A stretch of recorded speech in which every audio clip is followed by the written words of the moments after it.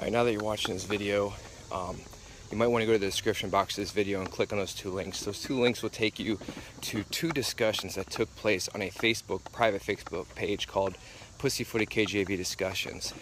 And so if you have an opportunity, upload those links in a separate browser, because when Doug gets a hold of this video, he's going to remember that those discussions took place, and he'll probably go through and delete them.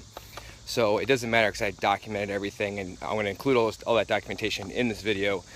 Nevertheless, though, if you want to follow along on the actual page itself, click on those two links and you can refer back to them to see what I'm talking about. So here you go. Enjoy the movie.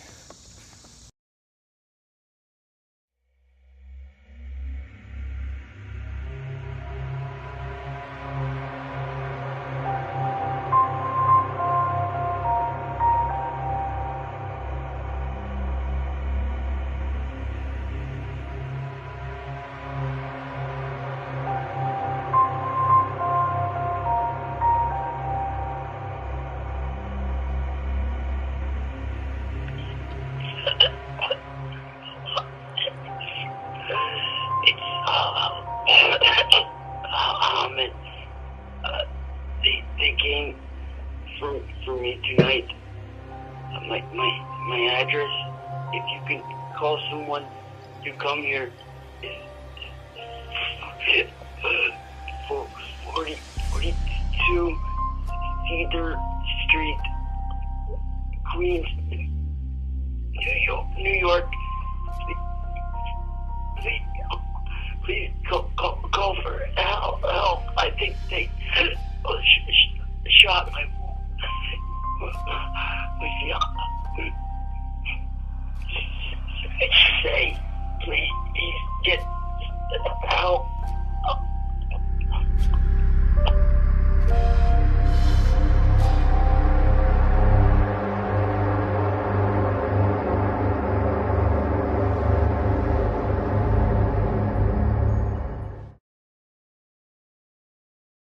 Dobbs Ferry, New York, is a village in the greater New York City area that lies right on the Hudson River.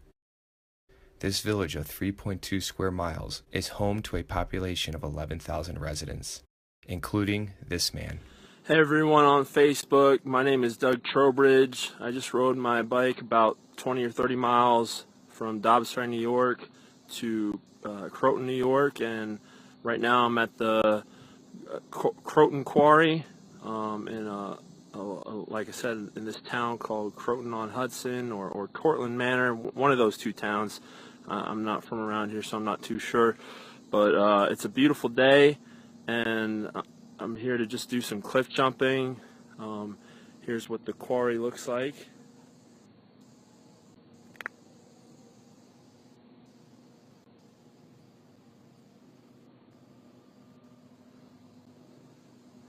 And as you can see, those cliffs are probably about 20 or 30 feet high, so this should be fun jumping off. And yeah, so let's give it a try. All right, I hope you're having a wonderful day out there, and God bless. Bye. Jeff here. This is my video response to the recent Doug Trowbridge controversy and my accusations that he is a psychopathic reprobate, and he's capable of the worst forms of violence, making him a very dangerous individual. This controversy started when on July 12, 2018, Pastor Romero of Steadfast Baptist Church, located in Fort Worth, Texas, posted a video to Facebook warning everyone of Doug Trowbridge, who had recently been kicked out of his church for behaviors that, though not criminal, were very odd. Garrett Gates then posted a screenshot of a statement that I made about Doug back on April 15, 2014, where I'm warning everyone that Doug Trowbridge is a psychopath capable of murder. In Pastor Romero's video about Doug Trowbridge, he provides me with key information into the psychological makeup of Doug. So in response to this new revelation, I then upped the ante by making a series of more controversial statements about him on Facebook, where I carefully state that I believe that Doug could evolve into a child molesting serial killer by the time he entered his 30s. I finish it off by leaving a public message for Doug in which I say, Doug John Trowbridge keeps deleting my comments, so I'll leave it right here. If anyone disagrees and wants to get mad at me, I have no hard feelings toward you. And I will not argue with anyone about this except Doug himself. Quote, Doug, you're not fooling me the second time around. I saw your mask drop the first time, and I saw the real you. I observed you the second time around, and I caught on to your modus operandi. You are a psychopath playing the humble idiot that everyone feels bad for. But you have no conscience and are capable of the worst forms of violence. You're a sick reprobate, and unfortunately, I believe I'll be proven right in time. End quote. I would then receive a lot of blowback from Doug's friends for making this bold accusation against him, but I don't respond to their comments, because this accusation is not intended for their friend Doug Trowbridge. My words are actually an intended trap for another man that I will refer to as John Thoen, a man that I haven't heard from in 4 years. Many people are fooled by Doug Trowbridge and think that he's this humble idiot with a low IQ, but that is just a mask. Doug Trowbridge is actually a very intelligent, calculated psychopath. But in order to understand this accusation, you have to know my history with Doug Trowbridge and something that I experienced with him. My history with Doug Trowbridge goes back to 2013, when I became Facebook friends with him in August of that year, just before the upcoming New York City Soul Winning Marathon. So immediately I noticed some concerns about Doug on Facebook, and the first one was he didn't seem to have any hobbies or friendships outside of Facebook, and in fact all his friends on Facebook were people he never met in person. And he seemed like he was trying to compete with everyone, trying to prove himself to be the most spiritual guy in the movement, and he became a real blowhard, offending people and just saying radical things for the sake of being radical. And he even was calling any pastor who was not associated with Pastor Anderson, he was calling him a reprobate. Just real over the top, a real blowhard. Then in September of 2013, I would meet Doug for the first time in person at the New York City Soul Winning Marathon. Now, while on the New York City Soul Winning Marathon, one of my friends who was Doug's soul winning partner pointed out to me that he did preach a thorough gospel and he led the person in prayer. So at this point in Doug's timeline, he is very thorough with the gospel to the point where he can actually give the gospel to someone and lead them in prayer. So after the New York City Soul Winning Marathon, my friends and I would continue to stay in touch with Doug through text or phone call. And you know, some nights he would keep me on the phone for like an hour or two, and it was like really annoying, and to the point where I had to just cut him off from doing that. But what was more disturbing is that he was not just doing this with me, he was doing this with like my friends and other people in the movement, to the point where, like, if you've tallied it up, he was on the phone for like 8 or 10 hours a day talking to people. It was ridiculous. Then I began to notice that he would leave these over-the-top flattering remarks about us on Facebook, saying like, oh, I just got off the phone with my friend Jeff for 2 hours. He's just the greatest Christian that I've ever met. He's such an inspiration. I'm so thankful to have Christian friends like him in my life. You know, just real over the top. And he was leaving those type of flattering remarks about everyone he was on the phone with. Then I began to notice that he would start to make these over-the-top claims that he was like in downtown New York City soul winning for like 8 hours in sub-degree temperatures, and his hands were nearly frostbitten, and he would say like, you know, he still managed to give the gospel to like 30 or 40 people and get like 30 or 40, like a ridiculous number of people saved, to the point where like my friends and I were not buying it. There was something off about him in this claim of his. Doug then makes public posts talking about how excited he is for his upcoming trip to Arizona to visit Pastor Anderson of Faithful Word Baptist Church. However, sometime before his trip, I get a call from Doug stating that Pastor Anderson informed him that he was not welcome to visit Faithful Word Baptist Church. When I asked Doug for the reason behind this, Doug stated that some girl was framing him and accusing him for trying to arrange a hotel room with her. And you know, at first I believed Doug. I believed that maybe this girl is lying about him. This girl is trying to destroy him. Because I don't know this girl, but I know Doug. And Doug seems like a pretty harmless guy. He really loves the Lord. He loves the Word of God. He loves the brethren. You know, this girl's probably just trying to destroy him. He's probably, because he's an idiot, he's probably an easy target for her. So then the scandal then takes to Facebook. And on Facebook, everyone's defending Doug Trowbridge. And even though I wasn't really active on Facebook defending him, I was like talking to him and taking his side. I believed him like everyone else. But people on Facebook started to like put this girl that is making this accusation against Doug on blast. They're even making YouTube videos, and they're going to like her Facebook page and showing her like personal information and her photos, and one of her photos was with family. One of her family members was like a sodomite. So they're saying, oh, it's a conspiracy. She's a sodomite sympathizer, so she's trying to frame Doug.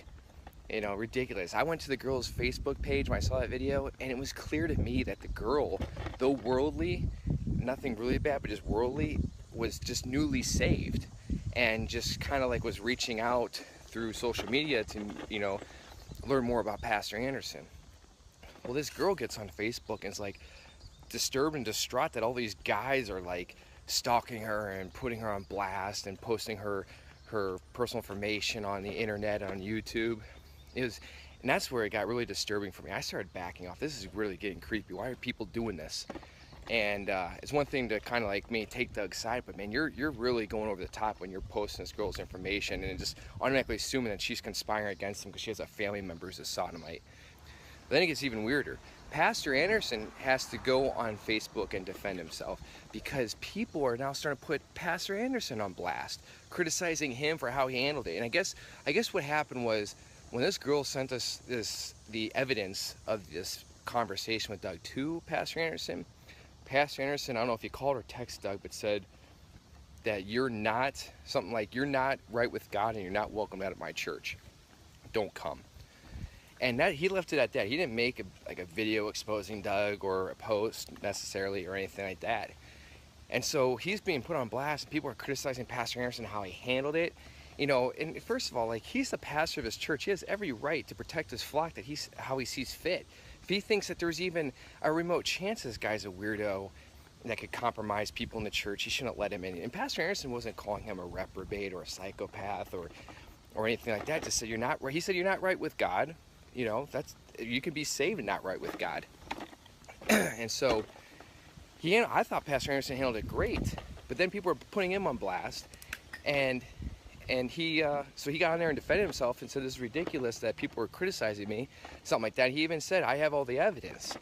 You know, and I took Pastor Anderson's side. I believe him. I mean, I believe his judgment too. But just remember this. It'll come up later. Just think about all the people putting this girl on blast and then putting Pastor Anderson on blast. But no one's questioning Doug. I mean, you're criticizing Pastor Anderson and this girl, and really, it was disturbing. And this is when I started to back off and started to like back off defending Doug, but I still wanted to believe him. I still wanted to think that he was just this humble idiot that had no good social skills. So he was when Pastor Anderson got on Facebook and basically defended himself, you know, Doug was very upset about it. He was calling me and my friends, and he was just like irate. And I was kind of like, well, I wanted to like encourage him. He messed up maybe. And I started, and to be honest, I went from switching, I believed Pastor Anderson. I ended up believing this girl. I think Doug, in hindsight, it's for sure, Doug really did try to commit fornication with this girl. He tried to do this. And think about this is disturbing. Yeah, of course a Christian could backslide into that. But the disturbing part is the whole time he's talking about how he's winning all these people to the Lord, how great, you know, all kinds of Christian stuff, talking about how spiritual he is, and all this, while at the same time, he's trying to hook up with a girl while trying to creep into Faithful Word Baptist. That's pretty disturbing.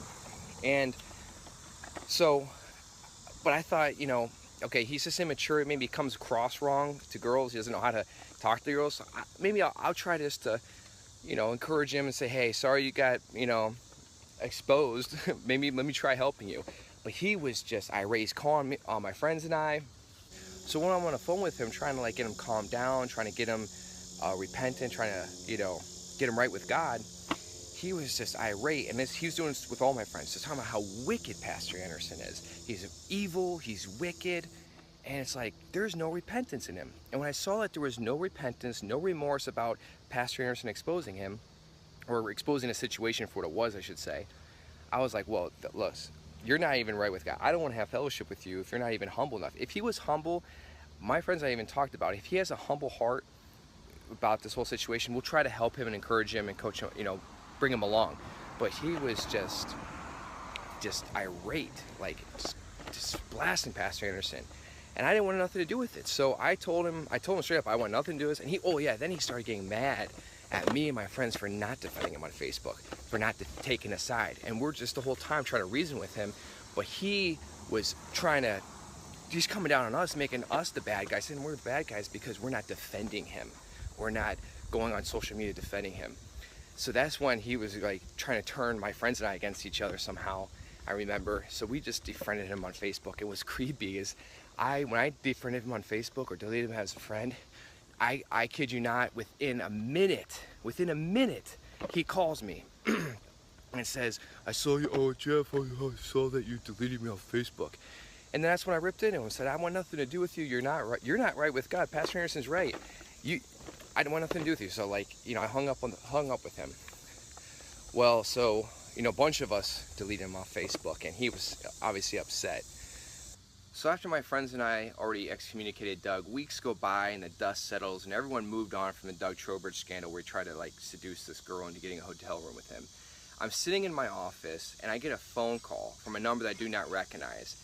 And when I answer it, the person on the other line had a Middle Eastern accent, and he claimed to be a former Muslim by the name of Hamid. His story is that when I was in New York City, I got him saved, and then after I got him saved, I gave him my phone number and told him, hey, if you need anything, give me a call, which is why he's calling me. Now, this is interesting because anyone who's been souling with me knows that this is something that I occasionally do. If I get someone saved and I want to be a blessing to them, I'll give them my phone number and tell them, if you need anything, give me a call. So this was not out of the ordinary. But what was inconsistent and what didn't make sense to me is I don't remember ever getting a Muslim saved. But I figured, so I knew that this guy had to have been some kind of stalker. There was something creepy about it. So I figured I'd just keep talking to him, get information from him. I figured the best place to keep a stalker is in front of me. So I'm talking to him, trying to get a story. So he said, you know, his name was Hamid. He came from a Muslim family. He got saved in New York. And he and his fiance were receiving death threats from his family for converting to Christianity. And I'm talking to him, and I started noticing that the guy was very familiar with the new IFB movement, with Pastor Anderson and our doctrines, because I was asking him about, like, hey, have you listened to any sermons? I give you any sermons? He's like, yeah, you gave me a website or a YouTube channel by a guy named Pastor Anderson. I've been listening to them. So the guy's very familiar with this stuff. And I thought maybe Trowbridge would be behind it, but the guy did not sound like Trowbridge at all. And I mean, he had a Middle Eastern accent, but the guy seemed to be very intelligent. And so, you know, I'm talking to him, and then, you know, I'm telling him, you know, he's like concerned, he's like scared for his fiance, he doesn't know what to do. I don't know if he's trying to get money out of me or wants me to wire him money, but I basically told him, hey, I mean, you know, the best thing to do is just to skip town. I mean, that's the best advice I can give you right now, if you're in that kind of danger. And then when I said that, he says, hold on, there's someone at the door, and you're like hearing a knocking on the door on his end of the line. And he goes to answer the door, and then when he answers it, you hear a crash, and the line goes blank. Now, a few minutes after he hangs up, I get a voicemail, and it didn't even ring. It went straight to voicemail. And the voicemail was the same guy, Hamid, who's now sounding like he's like dying, like he's been shot in the chest, he's choking on his own blood, and he's having a difficult time breathing, and he's asking me for help, asking me to call, you know, he's giving me his address and asking me to call 911 for him, to send him help because they shot his fiance. Now, some things that are inconsistent about this is, number one, remember, I don't remember getting a Muslim saved, and number two, if you're really dying, why are you calling me? Why aren't you calling your local 911 dispatcher? What can I do for you in Ohio? So I immediately thought it was strange. So I went on, I sent out a private message, a group chat through Facebook to a group of people who are familiar with Doug, who are associated with Doug, who were at the New York City Souling Marathon, asking if they got any strange phone calls. Most of them reported back saying, yeah, I got a phone call from a number I don't recognize, I didn't answer it though. One person said, yeah, I got a call from someone who said he's from the Kill All Fags Association. He's going to go kill all fags. So when I heard that, I immediately thought, okay, this is definitely got to be the work of Trowbridge. Because that's something that he would post on Facebook, really over the top, blowhard stuff. And so I tried calling Doug that night. I tried texting him and calling him, no answer. So the next morning, around 1 or 2 o'clock in the afternoon, probably when Doug wakes up, I get a call back from him, and it's a typical Doug persona where he's like over the top humble, and he's like, hey brother Jeff, I saw that you called last night, what's going on? And I was like, and I thought it was odd that he's being that humble and that that nice to me, because remember, weeks earlier I've already excommunicated from him and we had this huge falling out. So I thought it was odd that he's calling me and acting this humble, calling me brother. But I confronted him. I said, "Did you call me last night? Because I got a prank call and I was pretty sure it was you." And he's like, "No, brother Jeff, I don't know what you're talking about." And I was like, "You sure it wasn't you?"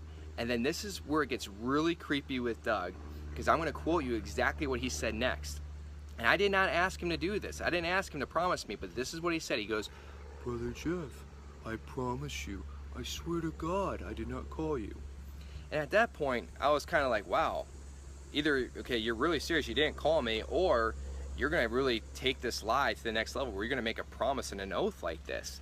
So as far as I'm concerned, the conversation was done. So I hung up the phone with him and moved on. Well, I didn't really move on because I was still convinced it was him. But I was able to corner him on Facebook when I threatened to call the phone carrier to track down to see whose number it was that called me. And that's when Doug was forced to fess up. But what's very disturbing is his response to this on Facebook when he was called out. So now, after I cornered Doug by threatening to call the phone carrier, Doug makes his appearance and admits that the prank call came from him and his so-called friend John. However, there is not the slightest sign of repentance in Doug.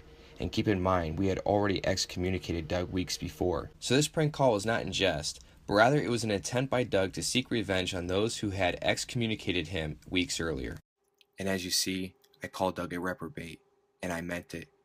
Just 2 hours earlier on the phone, Doug was acting all humble, promising that he did not call me. But now he's acting like a prideful bully, and not realizing the extent to how serious breaking a vow is. And my reprobate accusation is only confirmed in the comments that follow. Also notice his attitude toward Pastor Anderson and refusing to accept rebuke, not only for the prank call, but also for not admitting wrong or guilt in trying to seduce a girl into getting a hotel room with him. Now it's important to point out that Doug's so-called friend John does not have a Facebook account, and no one has ever met him, nor will he ever make an appearance in this discussion. And as you'll see in the comment, I suspect that this is Doug's alter ego. The same night I received Doug's prank call, Pastor Anderson also received a call from Doug, pretending to be someone from Homeland Security, demanding him to take his sermons down from the internet. Now, sometime after this blow-up on Facebook where I called Doug a psychopath reprobate, I uploaded a video of the voicemail. In this recording, you can hear what initially appears to be an intelligent person doing an incredible acting job, playing the part of a dying Arab, but is in fact Doug himself.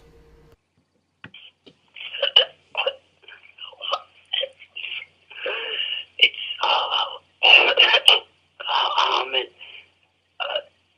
they came for me tonight. My address, if you can call someone to come here, is 42 Cedar Street, Queens, New York. Please call for help. I think they shot my fiance. Say, please get help.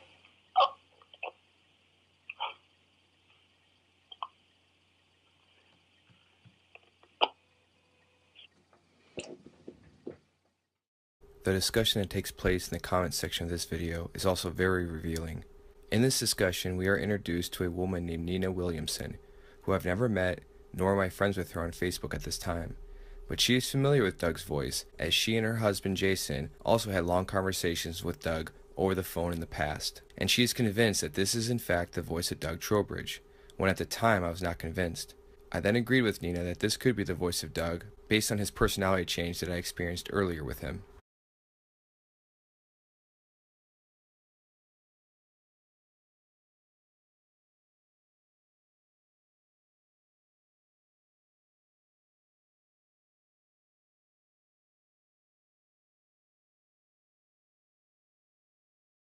Notice in this comment Doug's inconsistent personality, where just minutes before he's criticizing me for being more worried about his prank phone call rather than the multitudes of lost souls going to hell, and then the next minute he's challenging me to square up with him in a fight.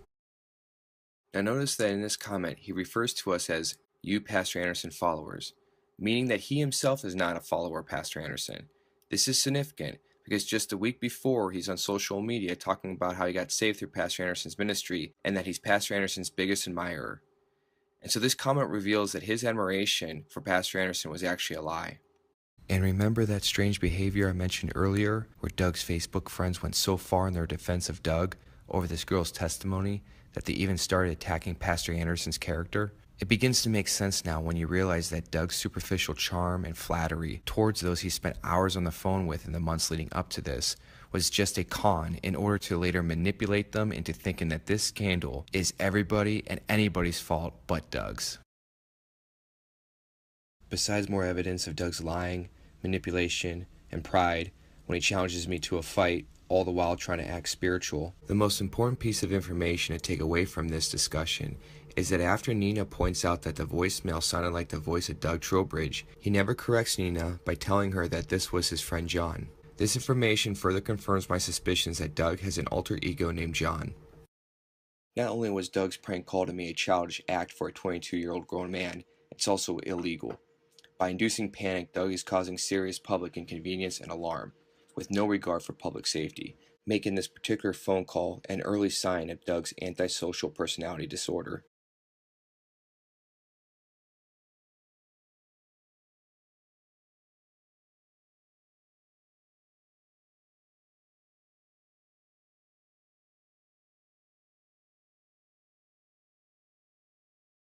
Why that camera for? Chances are you've seen him. Try to get to the restaurant. Sympathized with his wheelchair, his drawn hands. His story ripped at your heart. They give me money and to get some eat. And if so, you're not alone. I was a millionaire one time. Sue Honda of America, $2.4 million. All that money gone now. That actually is the truth. We did some research, and sure enough, Thompson's mother was the plaintiff in a 1993 lawsuit against Honda for a motorcycle accident. The wreck left him with limited mobility, but it certainly didn't make him mentally handicapped, and we knew better. You were just talking to me fine a second ago. When? Lexington police say he's taken his act on tour of the city to places like the Lansdowne Shops, Hamburg, and the Zandale corridor of Nicholasville Road. We busted this bogus beggar right outside the police department, just minutes after a press conference about him. I appreciate you guys busting me. Yeah, I'm really good at it, really good. I clear about $100,000 a year doing this. $100,000 a year. Yeah, about 60 to 100. The 30-year-old said he's from Austin, Texas, and has done the same thing there. He also says he's got a degree in speech-language pathology. He's combined that training with his wheelchair and found that panhandling pays. Ready to move to another city and start this? No, I'm not. I'm just beginning. And just like that, My bead boy, I'm just playing. I gotta go, y'all. I gotta make some money. he was back at it again. Covering the news in Lexington, Kristen Flum, LEX 18 News. Now I really need to emphasize this point because the prank call was not what bothered me that night.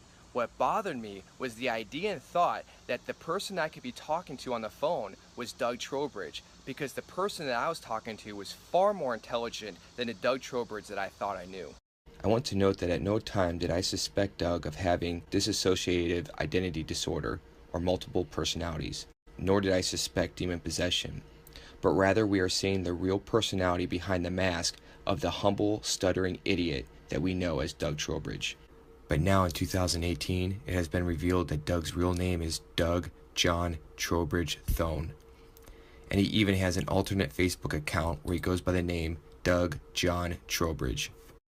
About a day after the blow-up on Facebook, Doug makes a post to the group playing the victim card, claiming his own goodness and claiming that I'm somehow persecuting him and that my actions are hindering the cause of Christ. All the while, he is still guilty and unrepentant about trying to seduce a woman into getting a hotel room with him and then falsely accusing her of conspiring against him, bringing her unwarranted slander.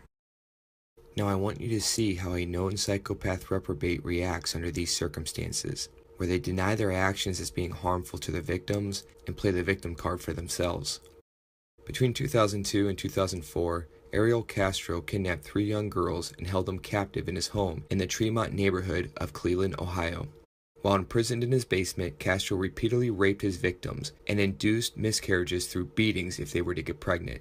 This torture continued until their escape 9 years later, on May 6, 2013. And thank you, Alex. And the judge, as you know, said that Michelle Knight showed remarkable restraint when she listened to Ariel Castro's long ramble about his own unhappiness. We asked Nightline anchor Cynthia McFadden to ask the experts to take us inside the mind of a deluded abuser. Ariel Castro took full advantage of his right to speak today. For 16 minutes, he alternated between self-pity and apology, defiance and lack of remorse. Through it all, stunning delusion. Most of the sex that went on in the house, and probably all of it, was consensual. In a bizarre, rambling 16-minute statement, Castro implied he was the real victim, insisting that he never abused any of the women. I am not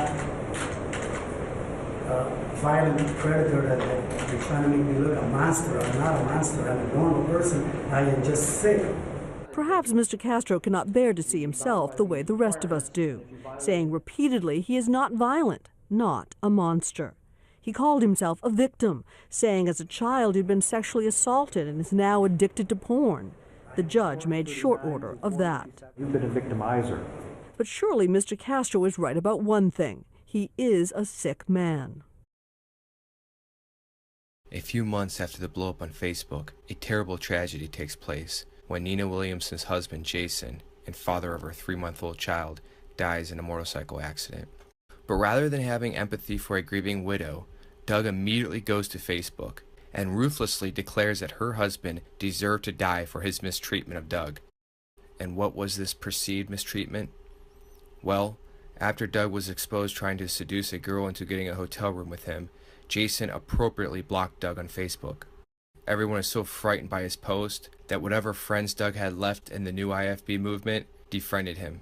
And at this point, Doug goes off the radar for the next 2 years. Then around March of 2016, Doug would reappear in the new NIFB movement, attending People's Baptist Church in New Jersey and attending soul-winning marathons.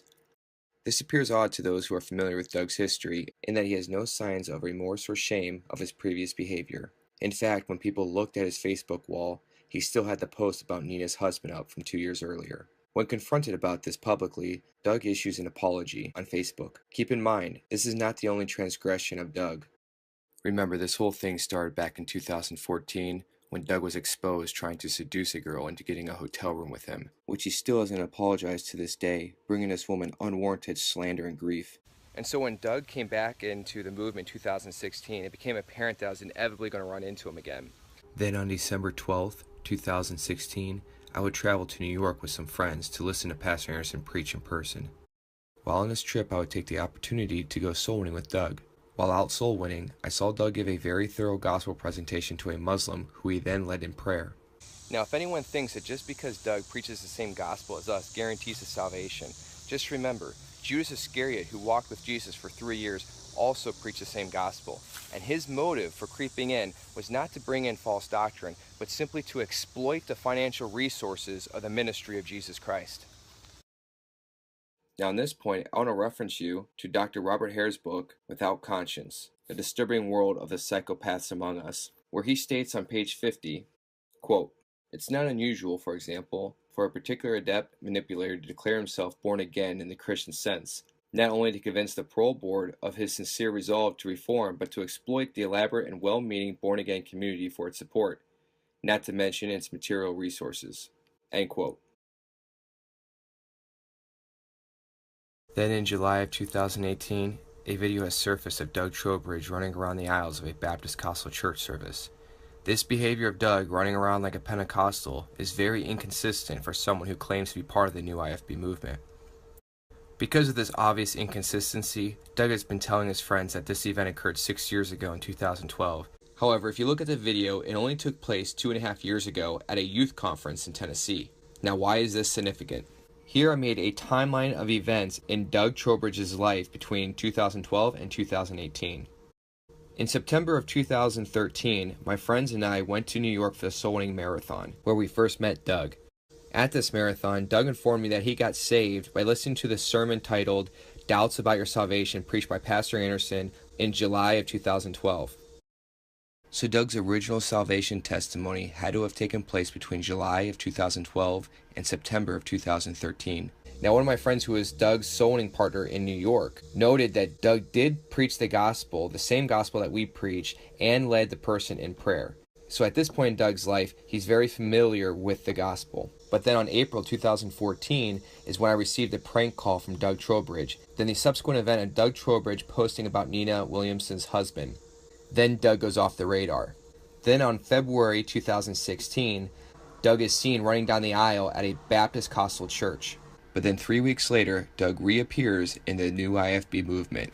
But what's interesting about Doug's reappearance is that he is now giving a new testimony of salvation, stating that he got saved by Pastor Anderson on January 1st, 2014. This new testimony of salvation by Doug means that he got saved a few months after the New York City Soul Winning Marathon, but just before the prank phone calls. Now, why is Doug's salvation testimony so inconsistent while the whole time he's preaching the same gospel? I'll tell you why. Because he doesn't actually believe what he's preaching. Doug is an unsaved pathological liar masquerading as a Christian, and he's losing track of his lies and forgetting to make them consistent. Now, the reason for Doug running around the aisles of a Baptist Costal church service is because Doug is a chameleon, and he will conform to any set of doctrines, beliefs, or practices in order to earn the trust of the church's congregates, so that he can later exploit them for their financial resources, or worse, his sexual conquests. One thing that stood out to me after Doug re-emerged back into the movement was his obsession of documenting the converts of his with a photo at the door. This immediately reminds me of a specific statement made by Doug 4 years earlier.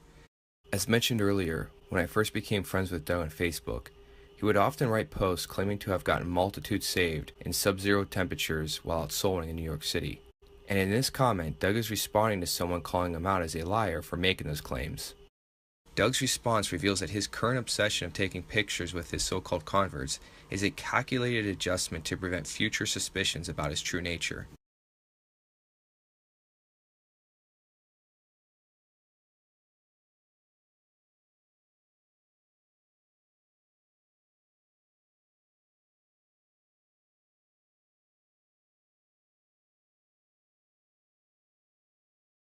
Now let's take the behavioral habits that we have observed of Doug over the course of 5 years and apply them to a clinically used psychological test that predicts psychopathic behavior. The Psychopathy Checklist Revised, or PCLR, developed by Robert Hare, is a psychological assessment tool used to measure the presence of psychopathy. It is a 20-item inventory of perceived personality traits and recorded behaviors of the individuals tested. These 20 personality traits are rated 0 to 2. 0 meaning does not apply, 1 applies somewhat, and 2 applies fully. This psychological checklist is virtually the same checklist that is given in Romans chapter 1, where God gives the personality traits of those individuals who have rejected God and have been given over to a reprobate mind. The PCLR places humans on a spectrum of normal behavior, antisocial personality behavior, or ASPD, and then psychopathic behavior. A normal human being will score between 0 and 5, and an individual with ASPD could expect to place between 20 and 22, and a clinically diagnosed psychopath will place between 30 and 40. So to put this into perspective, one of history's most ruthless and evasive serial killers, Ted Bundy, scored a 39 out of 40, placing him very high on the PCLR spectrum. However, Jeffrey Dahmer, another famous serial killer, scored a 22, placing him in the middle of the spectrum, but still very violent and dangerous. Because I lacked the long-term observation needed in order to score an individual with a 2 on the items of the PCLR, I could only score Doug with a 1 based on his behavior from 4 years ago, giving him a total score of 13. However, this second time around, we find that Doug is repeating the exact same behaviors from 4 years ago. In this video, where Pastor Romero documents Doug's behaviors over the course of his time at Steadfast, you will hear him document the same behaviors that I experienced in Doug 4 years earlier.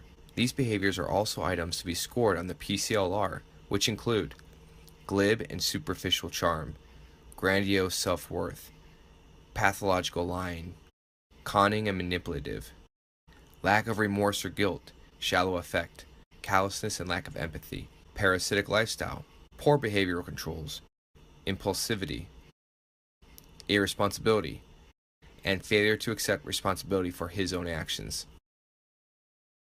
Now there's two items on the PCLR that Pastor Romero did not point out in his video that anyone who knows Doug can agree that these apply fully to Doug's psychological makeup, which are seek stimulation or prone to boredom. Anyone who knows Doug knows that this is a very consistent behavioral trait of Doug. He is a high-octane individual, yet he's very lazy when it comes to actual work. Doug constantly needs stimulation, whether it would be gorging on food, recreational activities, or chatting on the phone for 10 hours a day. He's very needy and will exhaust both your energy and finances. Lack of realistic long-term goals. Again, anyone who knows Doug knows that he lacks the capacity to apply himself toward achieving any long-term goal or career, leaving him bouncing from one job to another. This information is very significant because the first time I scored Doug 3 years ago, I lacked the long-term observation required by the PCLR to give Doug a factor of 2. However, even when I rated Doug with a 1 on the checklist where I clearly saw these behavioral traits in him, he still scored a 13, well outside the range of a normal person, but not psychopathic.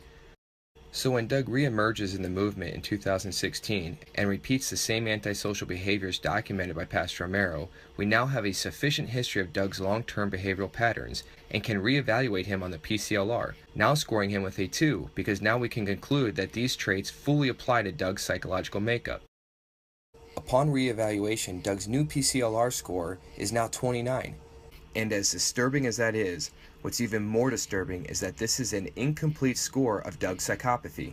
Because I do not have access to Doug's medical and school records and possibly a juvenile record, I am not able to score him in 5 of the categories in the PCLR.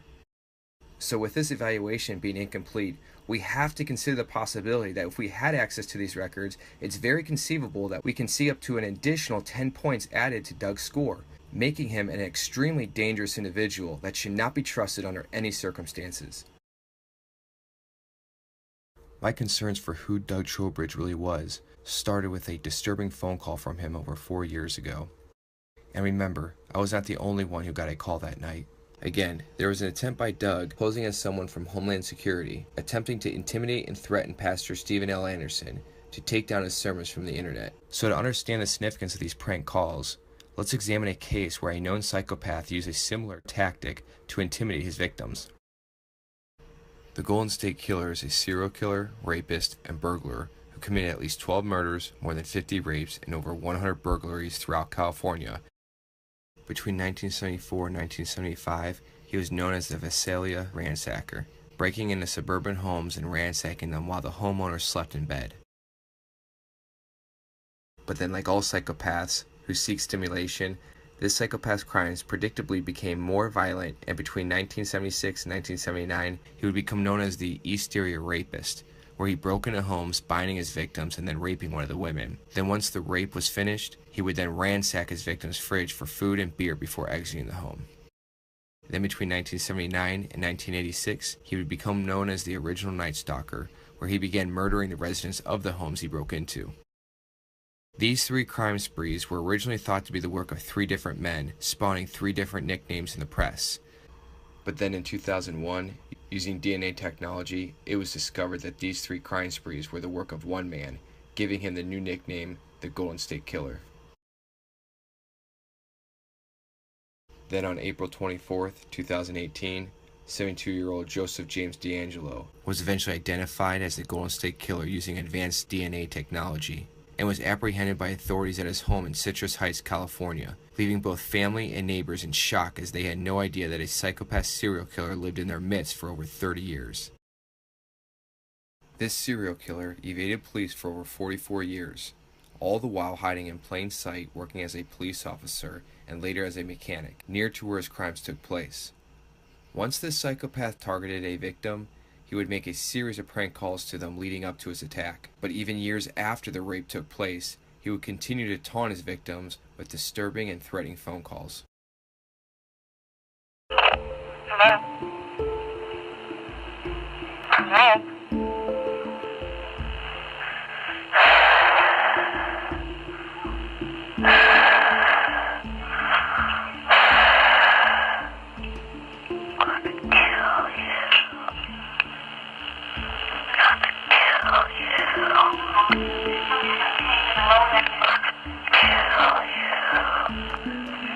Now,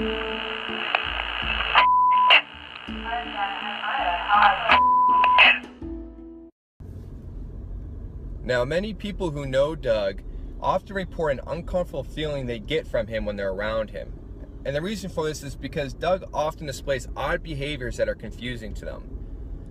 But once you come to grips with the fact and recognize that Doug Trowbridge is a psychopath reprobate, then all the pieces fit together and everything makes sense.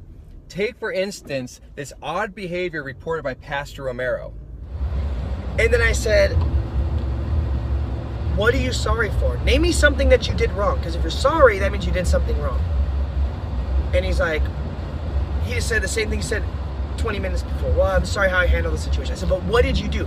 I said, name me 3 sins that you did. Name me a sin that you did. I've just, for 18 minutes, explained to him what he did wrong and why he's not allowed at church. And he's like, well, I can't remember what you said. I'm like, you can't remember what I said?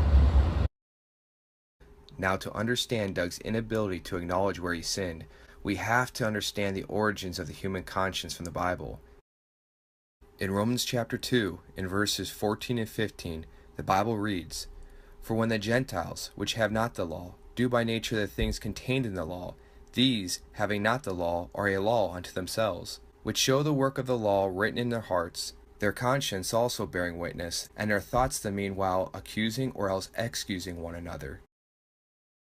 So according to the Bible, the human conscience is a God-given tool that not only teaches us right from wrong, but it also serves to tell us when we are right or wrong. In other words, our conscience is a witness to our actions to either convict us when we are wrong, as in the case of the men in John chapter 8 verse 9, or it clears us when we are right, as in the case of the Apostle Paul in the book of Romans chapter 9 verse 1.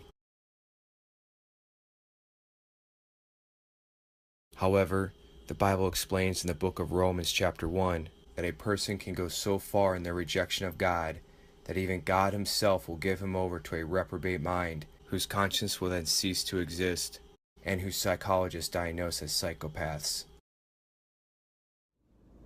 So when Doug tried apologizing to Pastor Romero asked Doug for specifics, reasons why he's sorry. What did he do wrong?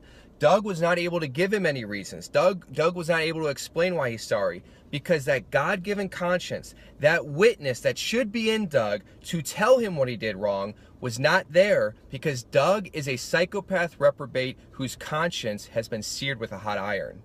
So based on these findings, I am certain that the person that I talked to on the phone 4 years ago was the real personality behind the mask of Doug Trowbridge. And again, I will refer to him as John Thoen. So after everything that I observed from Doug for the past 4 years, I have to conclude that he's unsaved, and he's beyond the hope of salvation because he's what the Bible calls a reprobate. And clinically speaking, he can't even respond to therapy or intervention because he's what the psychologists call a psychopath, and therefore he must be marked and avoided and deemed very dangerous.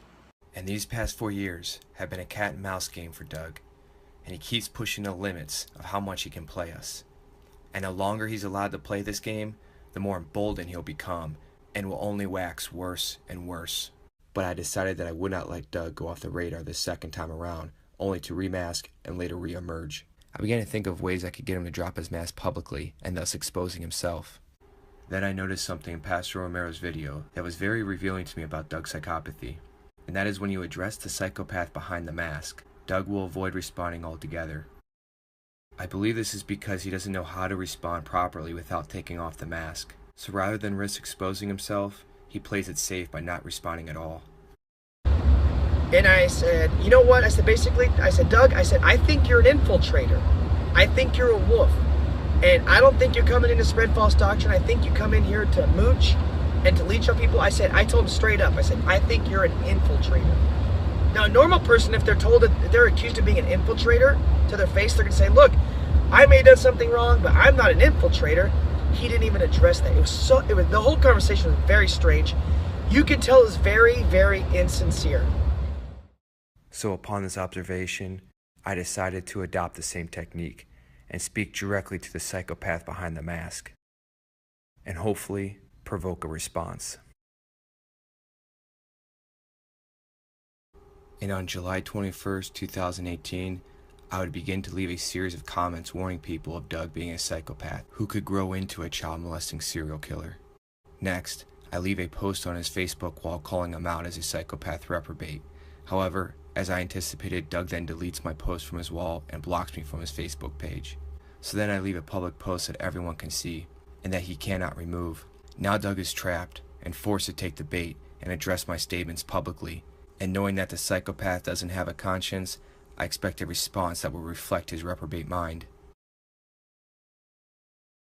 And right on cue, Doug responds to my statements publicly, and for the first time in 4 years I hear from him, John Thoen, the psychopath behind the mask of Doug Trowbridge. Remember, at no time leading up to this did I ever accuse Doug of actually being guilty of child molestation or murder. Yet Doug perceives that there is an allegation of child molestation by me, and rather than outright denying such perversion, Doug takes issue that a person could make such an allegation without any tangible proof. And for the record, I don't have any such proof. But it doesn't matter, because Doug's own statements reveal the disturbing possibility that in his mind, there is a chance that such proof could exist.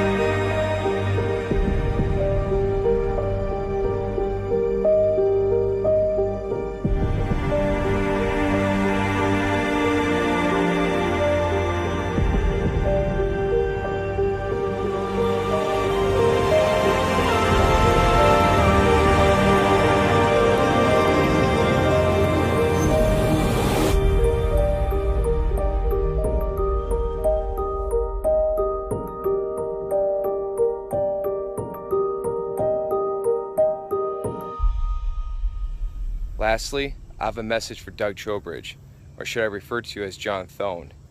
It's game over.